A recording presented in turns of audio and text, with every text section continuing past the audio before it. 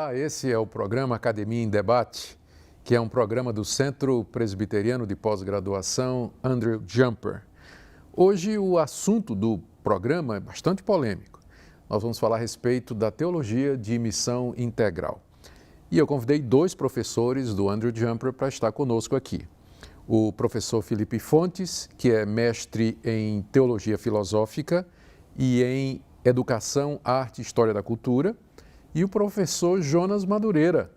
Jonas é mestre em Filosofia e está se doutorando em Filosofia também, agora pela USP. Vocês são muito bem-vindos. Muito obrigado. O assunto é um assunto polêmico, né? Difícil, e o nosso alvo é trazer algum esclarecimento, alguma elucidação aí para os nossos telespectadores. E eu vou começar com questões de definição, ou seja, o que é missão integral, por que ela tem esse nome e qual a origem desse conceito? Professor Jonas. O conceito de missão integral, ele é um conceito basicamente criado no contexto, no solo latino-americano. E os expoentes, né? A gente tem que lembrar dos expoentes, né? O Samuel Escobar, o René Padilha e todos aqueles que de alguma forma estavam envolvidos com um projeto de reflexão sobre como a igreja, em especial a igreja evangélica no contexto latino-americano, poderia anunciar o evangelho e ver nesse anúncio do evangelho as suas implicações em relação à justiça social ou responsabilidade social. Certo, mas você está dizendo então que é um conceito que nasce no contexto latino-americano. Perfeito. Mas é que a gente ouve o tempo todo o pessoal dizer, não, é um movimento evangélico, está ligado a Lausanne. Existe diferença ou qual a relação com Lausanne especificamente? Essa é uma pergunta muito interessante e ela precisa ser esclarecida, isso é um ponto fundamental. Quando você vê Lausanne, por exemplo, o Congresso de Lausanne, em 74, se não me falha a memória, você vê ali a culminância de um projeto que é o projeto do evangelicalismo. Então, é o projeto de Billy Graham, é o projeto do Carl Henry, é o projeto do Stott, é o projeto do Schaeffer. Eles todos estão envolvidos. E tem toda uma gama de envolvimento com a evangelização no mundo contemporâneo.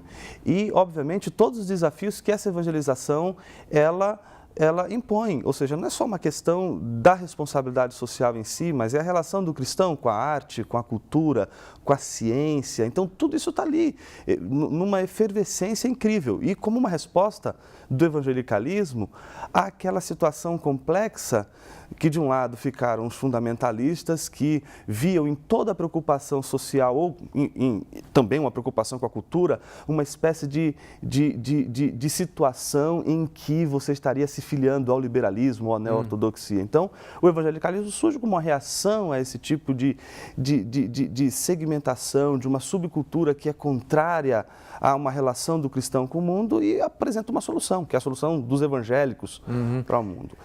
Mas veja, se não me engano, essa proposta oriunda de Lausanne e todo esse projeto com esses nomes aí, eles tinham uma visão muito ampla, sem dúvida, que é o envolvimento do cristianismo em todas as áreas da sociedade. Mas o que parece que a missão integral no contexto latino-americano enfatiza é só a questão do pobre. Exatamente. E isso decorre, não tem como não decorrer do fator influenciador da teologia da libertação, que é um outro movimento que, de alguma forma, influencia bastante a teologia da missão integral, ou os teólogos da missão integral.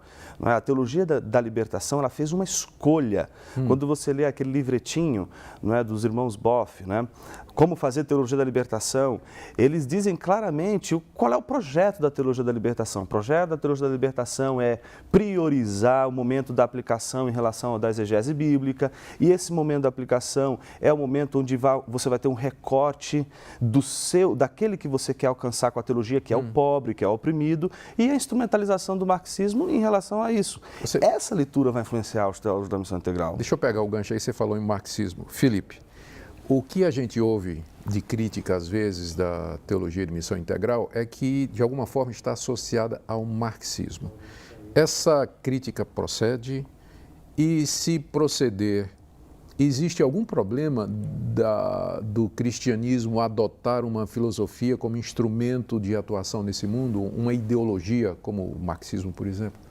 Doutor Augusto, eu creio que algumas vezes essa crítica ela pesa excessivamente a mão no que diz respeito à relação entre missão integral e marxismo. A gente ouve dizer comumente que a teologia da missão integral seria nada mais do que uma espécie de marxismo disfarçado. Já ouvi bastante isso aí. Eu creio que essa crítica é uma crítica que pesa indevidamente a mão. Contudo, eu creio que há inúmeras aproximações e semelhanças entre a missão integral e o materialismo histórico que nos permitiriam falar em alguma relação real entre as duas coisas. Eu destacaria aqui pelo menos 4 relações. Eu creio, em primeiro lugar, que há uma relação histórica entre a missão integral e o pensamento de esquerda na América Latina e no Brasil. Porque a missão integral surge na década de 60, na década de 70, quando a gente tem um período de efervescência enorme na América Latina e no Brasil do pensamento de esquerda. Talvez alguém diga, tá, mas isso pode ser uma mera coincidência, não é? Mas mesmo os proponentes da missão integral no Brasil têm relacionado a missão integral com determinados movimentos e determinadas organizações na América Latina que são geradores da teologia da libertação, que tem declaradamente um fundo marxista. Seria, por exemplo, as fraternidades teológicas latino-americanas, aquele movimento criado em 62, o ISAL, Igreja e Sociedade na América Latina. Então, há uma semelhança histórica, em primeiro lugar. Eu diria que há também uma semelhança metodológica. Não é incomum a gente encontrar nos proponentes da teologia da missão integral aquela tendência de rompimento com a teologia tradicional. Aquela ideia de uma teologia regional, uma teologia tupiniquim, vamos produzir uma teologia brasileira, a parte de qualquer tipo de teologia vinda do velho continente, né? Isso é muito próprio do marxismo também. Lá nas teses contra Feuerbach, que depois foi incluído na ideologia alemã, o Marx disse que todos os filósofos que vieram antes dele simplesmente interpretaram o mundo, mas que a partir de agora eles haveriam de transformar o mundo. Então esse aspecto de antitradicionalismo você encontra também nos dois. Há uma semelhança linguística. Algumas vezes, alguns conceitos, termos marxistas são muito encontrados nos proponentes da missão integral. Por exemplo, alguns deles trabalham com a ideia de queda falando em alienação, trabalham com a ideia de redenção com o conceito de revolução, que são muito próprios do marxismo. Ou esperança como uma dimensão utópica. Exatamente. Né? Utopia e esperança como sendo dois sinônimos, né? Exato. Agora, Felipe, tem uma coisa que você falou que eu vejo nessa questão do método e tal, mas que eu acho que tem um agravante que já começa na teologia da libertação. Porque o que a teologia da libertação ela faz? Ela, em primeiro lugar, ela tem que admitir que a teologia não pode falar em nome próprio. Que ela vai precisar recorrer, por exemplo, no seu próprio método, a elementos da sociologia, que é a socioanalítica. Okay. Então, ela pressupõe que para que a teologia ela possa falar no mundo do saber com respeitabilidade, ela precisa recorrer, por exemplo... Tem que estabelecer um diálogo. Exato. E aí a sociologia, a economia seria a via pela qual a teologia da libertação, ela vai operar a sua reflexão. Por isso a preocupação do uso instrumental do marxismo. Isso é uma mentalidade que já vem do final do século XIX, com o positivismo, em que as ciências humanas entram em crise. Porque como é que você vai fazer uma ciência falar sobre o mundo e ter a respeitabilidade que, por exemplo, a física, a matemática, elas tinham? Por isso você vai ver no final do século XIX uma ciência do espírito, como, por exemplo, a psicologia, vai fundar em Leipzig, no final do século XIX, o primeiro laboratório de psicologia, organizado pelo Wilhelm Wundt, que vai fundar uma espécie de psicologia que vai usar a física como método, mas por que ela vai fazer esse uso? Para que a psicologia, possa ter um lugar no mundo das ciências. Então, me parece que a teologia da libertação, ela faz isso para ter um lugar ao sol da reflexão. E, nesse sentido, como a teologia da missão integral, ela não tem um método, isso é Desculpe, é explícito, não é? Não se tem um método. Ela não tem um método. Ela não tem um método, doutor Augusto. Mas por que o nome, então, Teologia Então, esse da é Missão o Integral? grande problema. Eu tive a possibilidade de discutir exatamente esse tema com o doutor Padilha. E esse é o tema que não é uma coisa que eu estou falando e que, por exemplo, o próprio René Padilha não reconheceria. Tanto é que recentemente foi publicado pela Regina Sanches um livro chamado Teologia da Missão Integral, que ela vai tentar dar conta dessa questão da metodologia. Inclusive, acho que Padilha que faz o prefácio desse livro, e ele diz que ela salda uma dívida que a Teologia da Missão Integral teria, que é exatamente a apresentação do seu método teológico. Exato. E que ela resolve em 3 páginas. Então, é interessante como que essa questão do método foi uma questão que, inclusive, para os teólogos da Missão Integral, é ponto pacífico, não temos um método. Agora, essa questão de não ter um método ela é complexa. Por quê? Se você precisa de um método para fazer teologia, e aí a teologia da libertação, ela cumpre um requisito que é a virtude de todo o pensamento, que é você tem um pensamento, então assuma seu método. E assumir o método é você simplesmente colocar as cartas na mesa. Olha, minha reflexão sobre o mundo, sobre a Bíblia, sobre a realidade do Evangelho, ela está pautada nisso. Os irmãos Boff, por exemplo, pegam naquele livrinho lá, Como Fazer Teologia da Libertação, e coloca as cartas na mesa. Me parece que... O Clodovis e o Leonardo, né? Exato. Dizem, aliás, que o teólogo melhor dos dois é o Clodovis, que tem menos projeção do que o Leonardo. E que recentemente abriu mão dessa perspectiva, pelo menos na entrevista que ele deu em 2013 para a Folha, abriu mão dessa perspectiva marxista da teologia da libertação. Mas só para concluir... Tem que ser bem rapidinho que está acabando o nosso bloco. Ok. A teologia da libertação, ela se pautou num método, pôs as cartas na mesa e disse, olha, eu vim para isso. E o problema é que quando você vai para a teologia da missão integral, você pergunta qual é o método, quais são as cartas na mesa. Então você não tem as cartas na mesa, você não sabe se existe um uso instrumental ou não do marxismo, e aí as pessoas ficam perguntando, a teologia da missão integral é uma versão evangélica da teologia da libertação, como por exemplo o movimento carismático da Igreja Católica, é uma versão pentecostal das igrejas evangélicas? Essa confusão, ela parte já desse problema. Já do problema. Por que as críticas à teologia de missão integral às vezes são recebidas até com rancor ou ressentimento por parte dos evangélicos? Será porque ser contra a teologia de missão integral ou apresentar algum reparo, alguma crítica, significa ser contra justiça social, cuidado pelo pobre? Professor Jonas. Doutor Augusto, eu acho que a gente vive num contexto em que o conceito de missão integral, ele está chapado com o conceito de responsabilidade social. Então, veja que qualquer movimento, das igrejas evangélicas em especial, qualquer movimento de ação social, ele recebe essa nomenclatura, missão integral. Rótulo, né? Esse rótulo. Então, basicamente como... Desculpa a comparação talvez tão dura, mas eu acho que ela às vezes me parece, como por exemplo uma empresa que precisa justificar que ela tem algum compromisso com a sustentabilidade ou com a responsabilidade social, e aí você simplesmente reage a uma questão social para você simplesmente dizer, olha, nós temos uma preocupação social, que no fundo, ela tem um padrão de marketing. Óbvio que isso é uma generalização, tem as suas exceções. Claro. Mas esse seria o cuidado que a gente deveria ter, porque me parece que a missão integral, o conceito de missão integral foi blindado de uma tal maneira que se você critica a teologia da missão integral, você então odeia pobre, você não está preocupado com a justiça social, você é, portanto, a favor da ditadura, você é reacionário. Aí vem o pacote todo. E aí vem todo um pacote e que é interessante, estigmatiza, demoniza e de uma tal forma que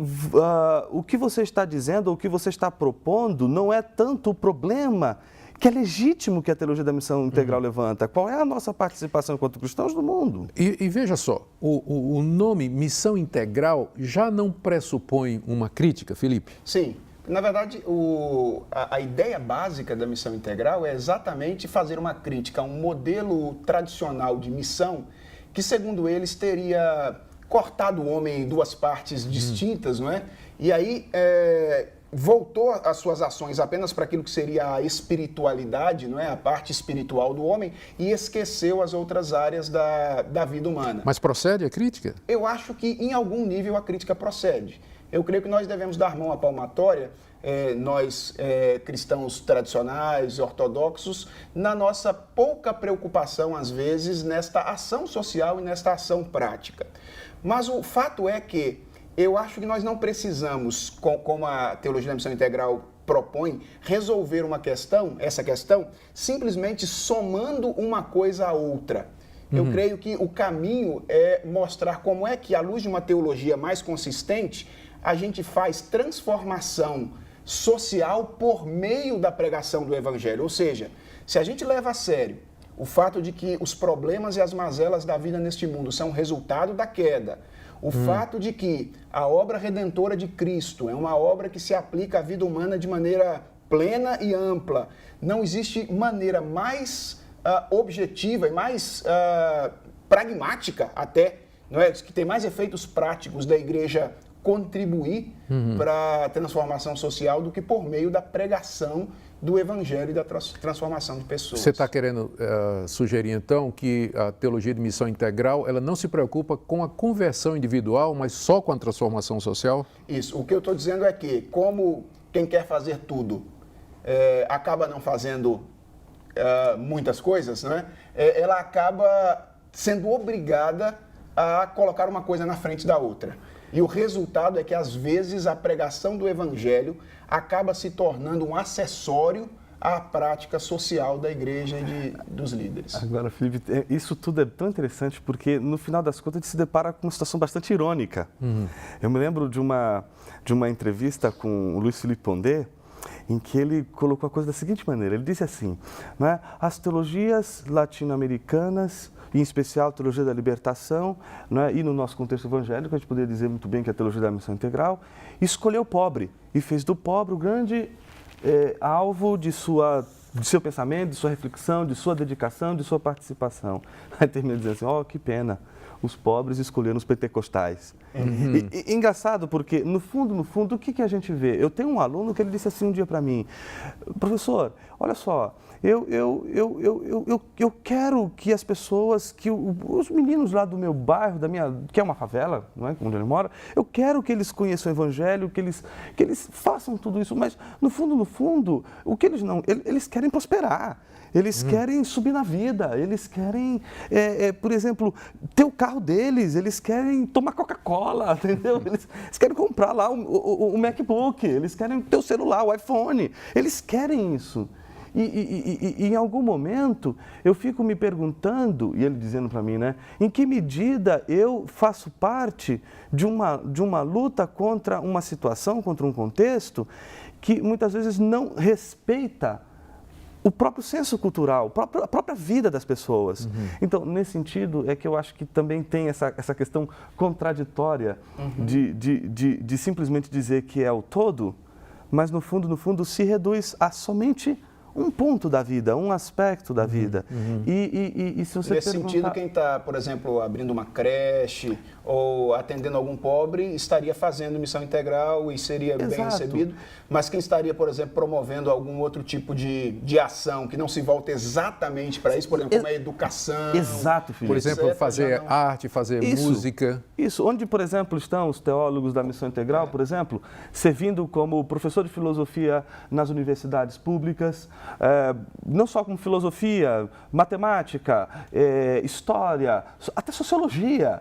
Não é? Onde estão os sociólogos da teologia da missão integral, por exemplo, nas universidades públicas do nosso país? Então, eu acho que, às vezes, o conceito ele é interessante, ele tenta responder um problema que é legítimo, mas a justa luta pela responsabilidade social, ela, às vezes, tem colocado a teologia latino-americana num gueto e debaixo, exatamente, de um ordenamento que a gente chamaria de ordenamento socioanalítico, do corte marxista, em vez de recorrer, por exemplo, à sua tradição, à Bíblia, às Escrituras, à própria tradição da igreja patrística, pegar esse gancho aqui agora. Etc. Porque, ao final, a grande questão para nós e para os nossos telespectadores é O que a Bíblia tem a dizer sobre isso? Sobre essa questão da ajuda ao pobre, ao necessitado, da ação social.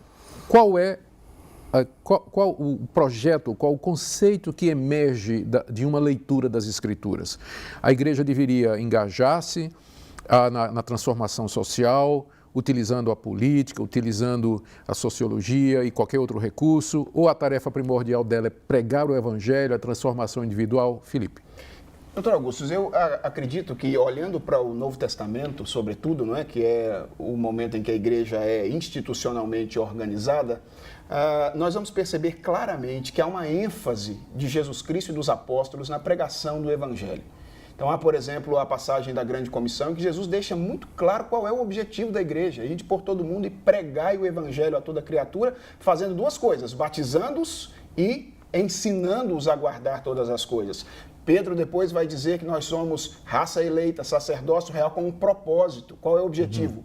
Proclamardes as virtudes daquele que vos chamou das trevas para a sua maravilhosa luz. Então eu creio que se formos falar numa missão, e missão como aquilo que fazemos de mais importante, a missão da igreja é pregar o evangelho. Isso não significa que a igreja não possa ter outras atividades que de alguma forma serão até ilustrativas da sua pregação, não é? Quando penso nisso, penso sempre numa escola. Qual é o propósito de uma escola? O propósito de uma escola é educar. Ela pode ter ali uma área de lazer para oferecer para os seus alunos, e essa área de lazer, inclusive, pode contribuir para que a educação aconteça.